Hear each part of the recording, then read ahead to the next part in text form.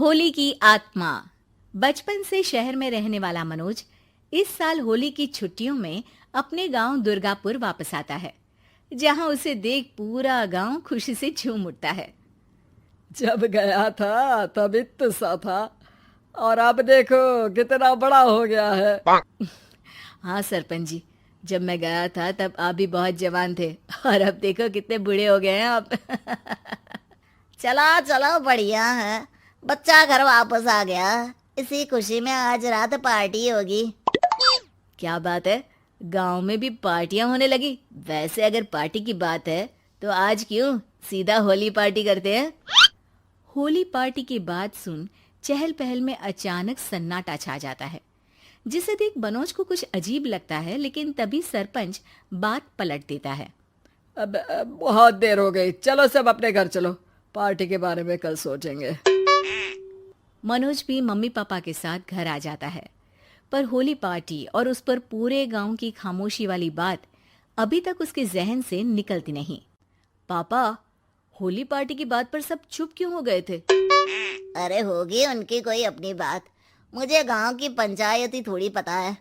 थक गया हूँ, चलो सो जाते हैं, कल बात करते हैं। पापा की बात मानते हुए मनोज भी सोने चला जाता है। आज तो छुपा लिया, लेकिन हफ्ते बाद जब होली का दिन आएगा तब इसे कैसे रोकोगे? अगली सुबह सूरज के साथ ही मनोज भी गांव घूमने निकल जाता है, जिस पर रास्ते में उसे अपनी ही उम्र के कुछ लड़के भी मिलते हैं, जिनसे दोस्ती कर अब वो उनके साथ घूमने लगता है। इसी तरह कुछ दिन बीत जाते हैं और होली नजदीक आने लगती है। दोस्तों, होली में 4 दिन ही बचे हैं, पर गांव में उसकी कोई तैयारियां क्यों नहीं दिख रही? क्योंकि यहाँ होली नहीं मनाई जाती।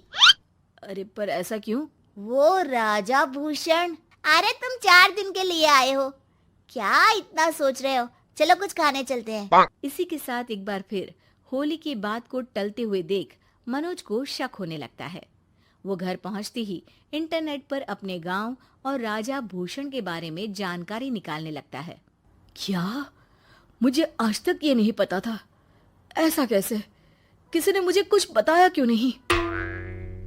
सारी जानकारी लेने के बाद मनोज गांव वालों या अपने मम्मी पापा से कुछ पूछे बिना खुद ही उसकी सच्चाई के बारे में छानबीन करने लगता है, जिसके चलते वो राजा भूषण की हवेली में पहुंचता है।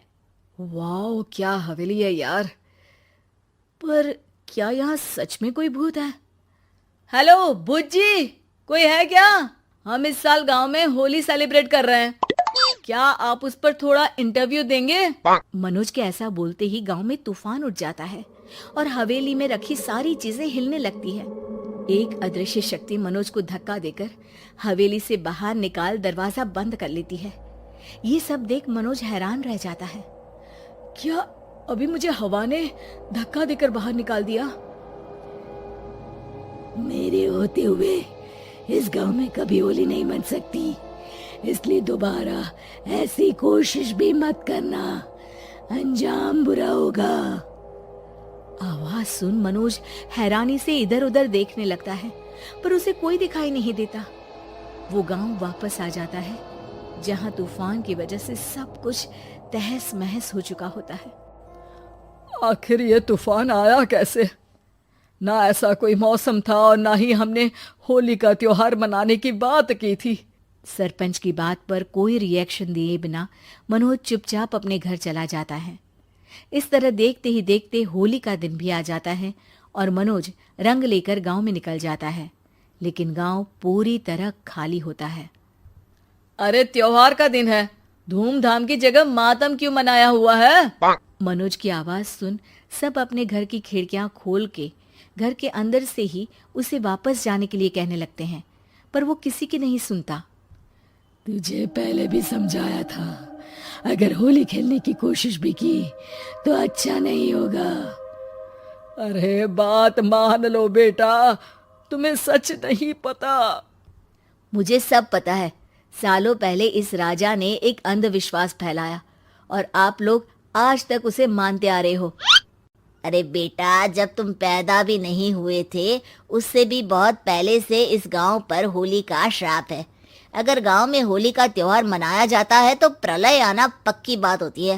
राजा भूषण इस सब में नहीं मानते थे और त्योहार मनाने लगे, जिसके चलते होली वाले ही दिन पहले उनके बेटे की और फिर उनकी मृत्यु हो गई। तभी से गांव की रक्षा के लिए उनकी आत्मा उस हवेली में रह रही है। सबकी बातें सुन मनोज उलझन में पड़ जाता है।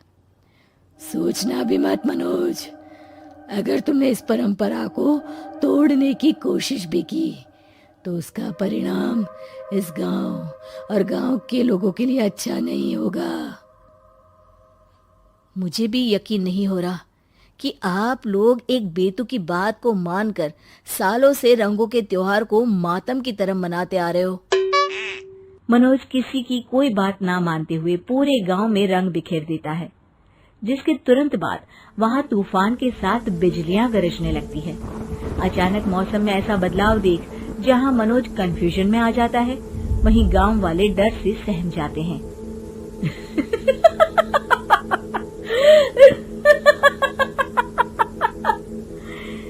इस लड़के ने हमारे जैसे सिर्फ अपने स्वार्थ के लिए नहीं बल्कि पूरे गांव की खुशियों के लिए यहाँ होली मनाई है, जिस वजह से अब इस गांव पर होली का श्राप टूटता है।